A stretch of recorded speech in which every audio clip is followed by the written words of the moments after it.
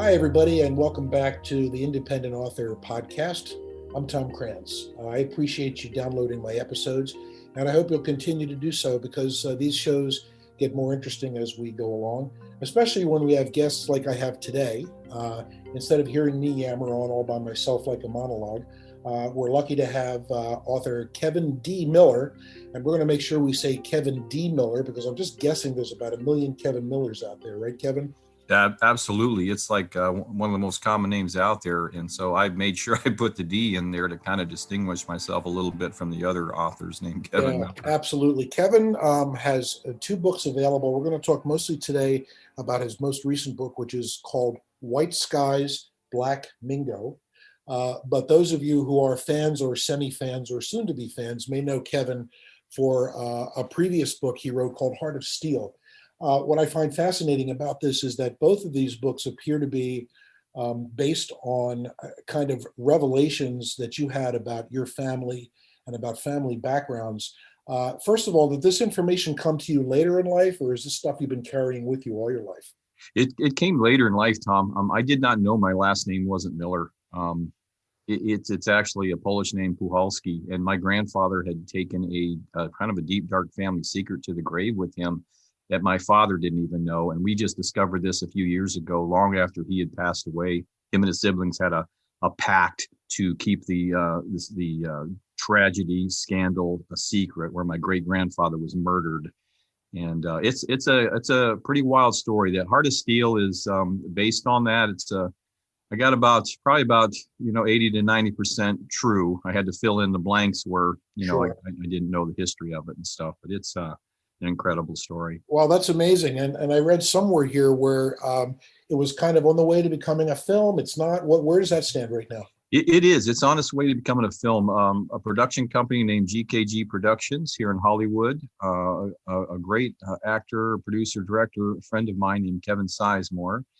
I gave him the book, just say, hey, would you read this for me? He read it for me. I'll read this book for my buddy. And then he came back and said, dude, I want to option this book and turn this into a feature film. So we are putting together a trailer right now to go with the package. We wrote the screenplay and we're pitching it to studios and investors. And that's the process it's in right now, but it'll eventually make it to the theater or Netflix or wherever we can get it to. That's really awesome. Folks, you heard it here first, Heart of Steel, unless, of course, they change the name and confuse the hell out of us. Right, exactly. So we'll see. So you found out about this, about the fact that your name wasn't really Miller. So how old were you when that happened? I was in my 40s. Oh, wow. Yeah. So that's pretty late in life to find out something major about your family then, huh? It is. Yeah. It's pretty late in life and it just shocked us all. It shocked my dad as well. He just passed away last November, 86 years old, and he did not know that, but he wanted to write the story, but he asked me to do it for him. So I did, and it was an honor to be able to hand him an autographed copy of the book. I mean, he was very thankful and appreciated. Oh, that's really awesome, and it made its way up quite high on the Amazon bestseller list. I see. Yeah, one of the categories it hit number one. Other categories it made the top 10. So it's done really well, and it's still selling books. It's still doing real well. It still maintains in the top 100 in the categories it's classified in. So, and it actually won a bronze award in the Reader's Favorite Book Awards, and a 5-star award from Reader's Favorite as well. So it's an award-winning book also. So this is the real deal, folks. If you haven't read it, you better read it quick before the movie comes out. So you say you heard it first. Exactly. So you gave us kind of a hint and teased us a little bit about the story, but let's let the readers, actually go and read this thing so that they can get the full picture. And in the meantime, White Skies, Black Mingo is again, I get that it's based on, I guess, is it your great grandparents? It's my great grandparents. It's inspired by. I mean, this is a story of historical fiction, but right. It's inspired by my great grandparents. She was Native American. She was of the Ohio Seneca. They referred to them as Mingo in those days. They were kind of an independent group of Native Americans from the Haudenosaunee Nation, which we more commonly know as the Iroquois. And he was a son of Irish immigrants. And this is during the Civil War. The setting takes place in the 1800s in Ohio country. And it inspired me because I thought, you got a mixed marriage there in a time, that's, it was illegal for Native Americans to marry, whites, Wow. and my wife is Hispanic. I'm in a mixed marriage myself, and I thought, what, this is a great story, and I want to write a story about it. So it's inspired by them, but it's historical fiction. Most of the story, I have a few facts in there, but probably about 95% of it is just creativity.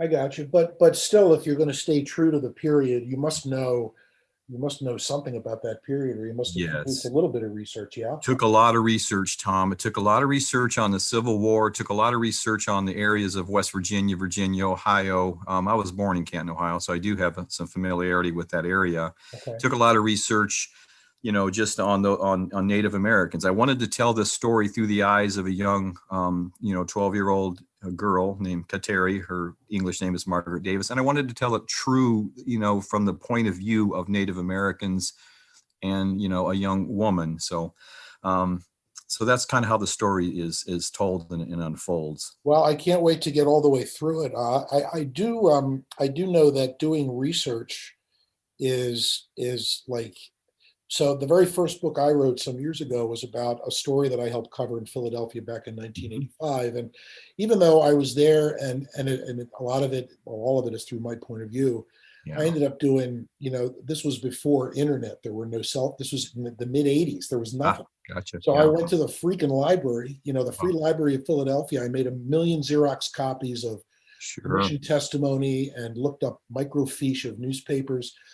And Sure. I know it's not that clumsy today as it was then, but Mhm. doing research is a time consuming that requires a commitment, because you're doing it because you want to get it right, and then you have the onus of getting it right. And I found that the research was really almost two-thirds of the battle. Once I had the research, though, the book almost wrote itself. I don't know if that's Exactly. your experience, but I just thought it was, and I'm sure you have the same experience, of doing research is hard and lengthy. Yeah, no, I totally agree with you, Tom. Absolutely, and you have to do the research and you have to get it right, for your readers, and then yeah, you're right. The story kind of then starts to tell itself, starts to write itself when you do your research properly. Now, I'm intrigued that you wrote your first full-length book in your mid 40s. So, had you ever written before in any way, shape, or form? Yeah, and let me clarify that, Tom. I learned of my last name in my 40s, but it took a few years to do it. I'm actually 63 years old, and I wrote this book in 2019. Oh, damn. So sorry about the yeah No, it's the cool. Hey, welcome to the club. I'm 66, and I wrote my first novel 4 years ago. So, welcome to the gotcha. club. Never too Yeah, late. So, how did no, you find that? So, you decided to sit down one day and turn off the y- TV and just said, yeah. "I'm going to write this thing."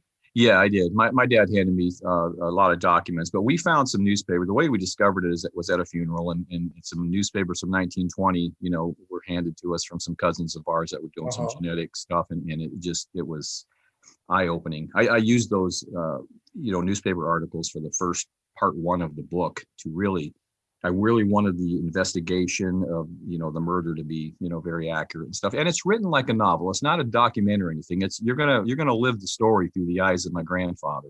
Okay. It's written, close POV through his point of view, so the reader is the character. I like to write through.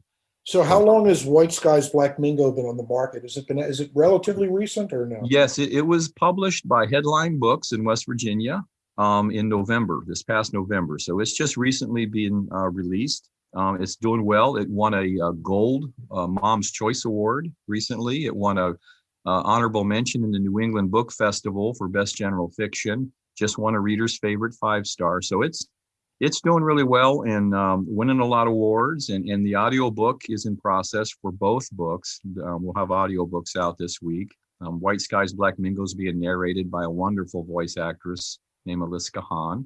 She's doing a great job. I can't wait to hear the whole book and stuff. But yeah, we're looking forward to getting that out here real soon as well.